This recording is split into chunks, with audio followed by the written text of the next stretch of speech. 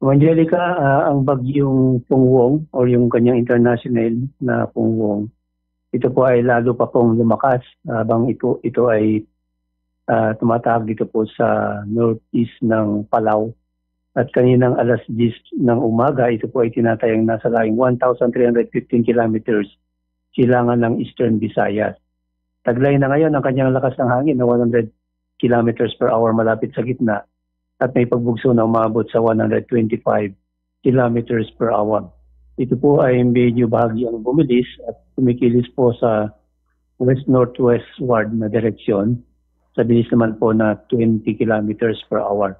Wala pa pong nakataas na tropical cyclone signal sa anumang bahagi ng ating bansa at inaasahang papasok nga po ito mamayang gabi or hanggang bukas ng madaling araw sa Philippine Area of Responsibility. At Yes. batay dun sa forecast track, kung makikita po natin ay yung tinutumbok po ay northern at central Luzon pa rin. Sa ngayon kasi medyo mataas pa rin yung uncertainty kaya hindi pa natin matukoy kung ano po yung exact na lugar.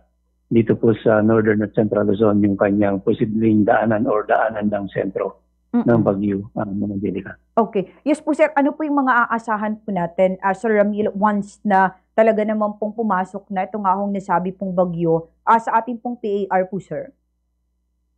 Angelica, kung makikita po natin yung ipinalabas ngayon na forecast track, posible siyang maging typhoon sa susunod na mga oras hanggang sa pagpasok sa PAR. And then magiging super typhoon pag malapit na po dito sa atin sa northern or central Luzon. By November 9 ng umaga, posibleng maging super typhoon na hanggang sa November 9 ng gabi. So, mapapansin natin posibleng super typhoon siya bago siya maglandfall. Dito po sa silang bahagi ng northern or central Luzon area. Oo. Yes po sir. At ito, Sir Ramil, based po doon sa forecast track para pong picture po ng atin pong mga kababayan, based po doon sa pagtayo pa rin po ng pag-asa. Dito sir sa atin, particular na pong central at northern Luzon, mga kailan po kayo yung ang talagang mararamdaman na natin yung posibleng epekto po nito nga pong bagyo, Sir Ramil? Yung trough ng bagyo ay posibleng maranasan na natin bukas hanggang sa Linggo ng umaga at posibleng makaranas na po tayo ng mga pagulan. At meron nga pong pinalabas na weather advisory in terms of heavy rainfall na posibleng makaranas na tayo ng heavy to intense na ulan bukas ng umaga hanggang Linggo po yan ng umaga. Okay. At ito sir, para din sa kalaman din po ng atin pong mga kababayan, hanggang anong tropical cyclone wind signal yung po posible pong itaas po sir? Sa lakas po ng bagyong ito, super typhoon category, posibleng mag-raise ang pag-asa ng signal number 5 dito po sa mga areas na dadaanan na malapit sa sentro ng bagyo, Angelica. At yung tropical cyclone wind signal ay maaaring i-raise mamayang gabi or hanggang bukas po ng umaga dito po sa atin sa Isabela. Okay. Well, ibibigay ko na lamang po, no, Sir Ramil, kung meron po kayong mahalagang mga pagpapaalala, mensahe, mga paabiso po kayo sa ating pong mga kababayan sa publiko ho natin. Kaugnay nga po dito po sa inaasahan po nating si Bagyong Uwan. Sir Ramil, please God po, sir.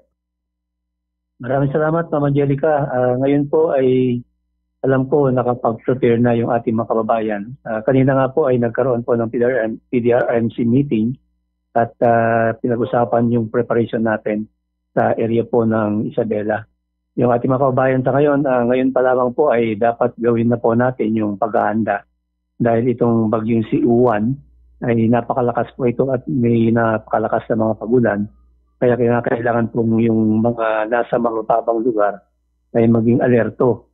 At yung mga nasa mga areas po na prone sa landslides, maging alerto po. At kung kinakailangan po ay makinig po tayo dun sa mga local disaster risk reduction and management officers natin na posibleng nakakaalam dun sa mga areas na prone to floodings at saka landslide para maiwasan po yung magkaroon po ng casualty or masaktan sa ating mga kababayan.